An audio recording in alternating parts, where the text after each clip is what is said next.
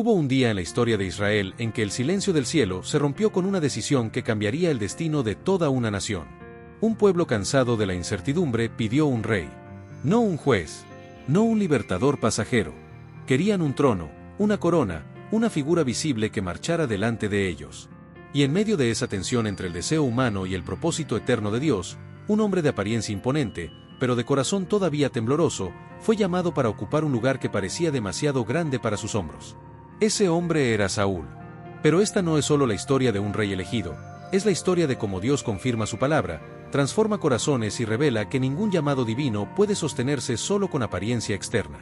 Contemplamos la unción secreta, las señales proféticas, el toque del Espíritu, el sorteo público en Mizpa y la proclamación del primer rey de Israel. Y mientras la multitud grita, ¡viva el rey!, la palabra nos invita a mirar más profundo y a preguntarnos qué ocurre cuando Dios llama a alguien a una tarea mayor que sus fuerzas. La escena comienza en intimidad. No hay trompetas. No hay multitudes. No hay ceremonia pública. Solo el profeta Samuel y Saúl en un momento apartado, donde el cielo habla antes que la nación se entere. Samuel toma una redoma de aceite, la derrama sobre la cabeza de Saúl y lo besa como señal de consagración y respaldo. Ese aceite no era un gesto vacío, era la señal visible de una decisión invisible tomada por Dios. Saúl no se coronó a sí mismo. No ascendió por ambición política. Fue señalado por el Señor. Y las palabras de Samuel pesan como fuego sobre el alma. Jehová te ha ungido por príncipe sobre su pueblo Israel. En ese instante, la vida del joven benjamita deja de ser ordinaria. Ya no camina solo como hijo de Cis, ahora carga una asignación. A partir de ese momento, su nombre queda unido al destino de una nación herida, amenazada y necesitada de dirección. La unción cae primero en secreto, porque muchas veces Dios confirma en lo privado lo que después se expondrá en lo público. Pero Dios no solo llama, también confirma. Conociendo la fragilidad humana, Samuel le entrega a Saúl señales precisas que actuarán como testigos del llamado recibido. Le anuncia que encontrará hombres junto al sepulcro de Raquel, y ellos le dirán que las asnas perdidas ya han sido halladas. Lo que comenzó como una búsqueda cotidiana se revela ahora como una ruta providencial. Luego, en la encina de Tabor, otros hombres que suben a adorar a Dios le darán pan. No será un detalle menor. Ese pan será la evidencia de provisión divina, el recordatorio de que quien llama también sustenta. Finalmente, en el collado de Dios, Saúl se encontrará con una compañía de profetas que descienden entre instrumentos y cánticos, y entonces el Espíritu de Jehová vendrá sobre él con poder. 3 señales. 3 confirmaciones. 3 golpes de certeza sobre el corazón de un hombre que necesita entender que esto no nació de su imaginación, sino del cielo. La palabra de Dios no llega vacía. Llega acompañada de confirmación, de dirección y de una gracia que sostiene al que ha sido enviado. Y entonces ocurre una de las frases más poderosas: Dios le mudó el corazón. No dice simplemente que Saúl se emocionó. No dice solo que comprendió mejor su misión. Dice que Dios intervino en lo profundo de su ser. Porque los llamados divinos no se sostienen solo con talento, presencia o carisma, requieren transformación interior.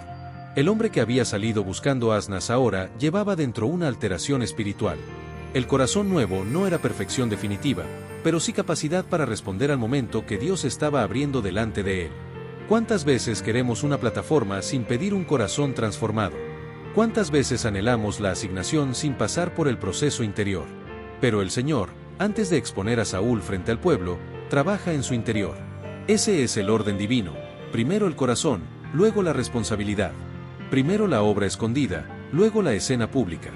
Y esta verdad sigue viva hoy. Dios no solo entrega tareas, forma al hombre o a la mujer que deberá llevarlas.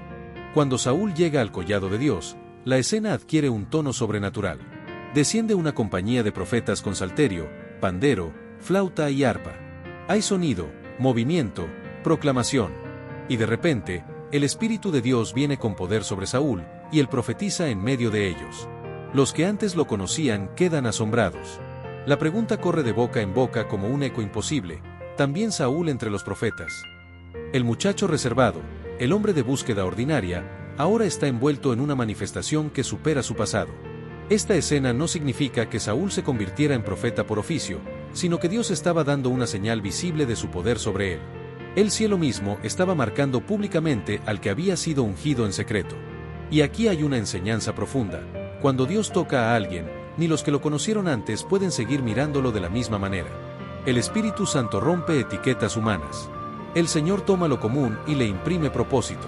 Lo ordinario se vuelve testimonio cuando la presencia de Dios irrumpe con poder. Después de aquellas señales, el relato baja de intensidad por un momento y nos muestra algo importante. Saúl no revela todavía todo lo que Samuel le había dicho acerca del reino. Cuando su tío le pregunta qué ocurrió, él menciona el asunto de las asnas, pero guarda silencio sobre la palabra real. Ese detalle deja ver la tensión interior del personaje. Hay llamados que primero deben madurar en secreto antes de proclamarse a los cuatro vientos. Hay procesos que requieren silencio, discernimiento y temor de Dios. Mientras el cielo ya ha hablado, la tierra todavía no entiende la dimensión de lo que viene. Israel se encamina hacia una asamblea decisiva, y Saúl avanza con el peso de una elección que lo supera. No todo lo que Dios te dice debe anunciarse inmediatamente.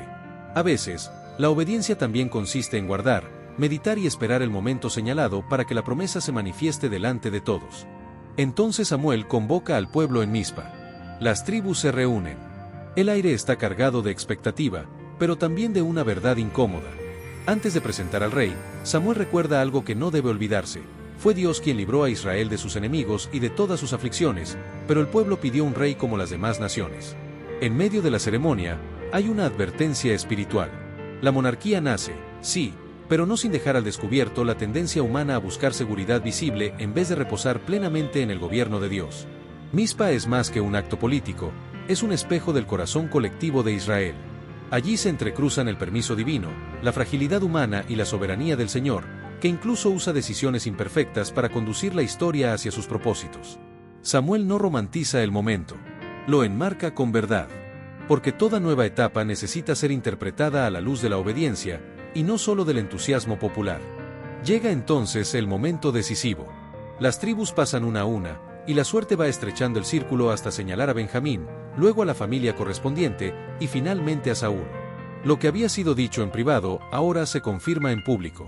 Sin embargo, cuando llega la hora de presentarlo, Saúl no aparece ante todos con gesto triunfante.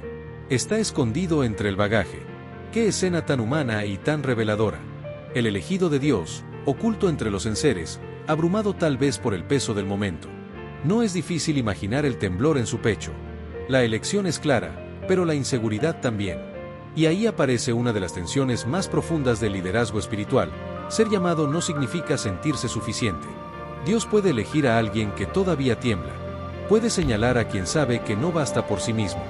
Y aún así, su palabra permanece firme. Finalmente, lo traen ante el pueblo. Alto entre todos, visible, imponente. Pero el texto deja entrever que la verdadera batalla no era su estatura, sino su interior. Cuando Saúl es puesto delante del pueblo, Samuel declara que no hay otro como él entre toda la multitud. Entonces el clamor se levanta como un trueno colectivo: ¡Viva el rey! Israel entra oficialmente en una nueva etapa.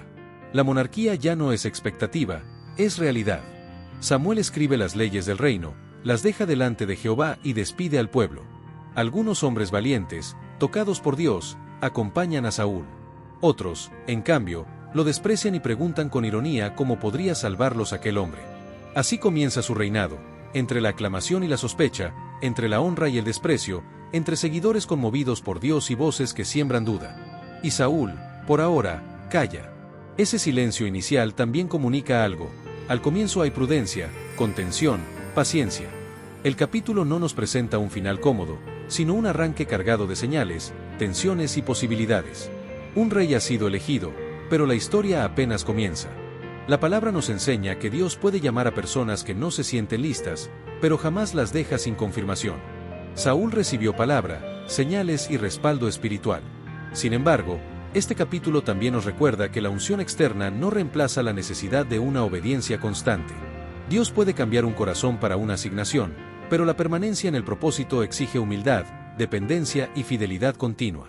El pueblo quería un rey visible, pero el texto deja claro que el verdadero rey seguía siendo Dios. Allí está una advertencia para nosotros: no poner nuestra seguridad en apariencias, estructuras o figuras humanas, sino en el Señor que gobierna sobre todo.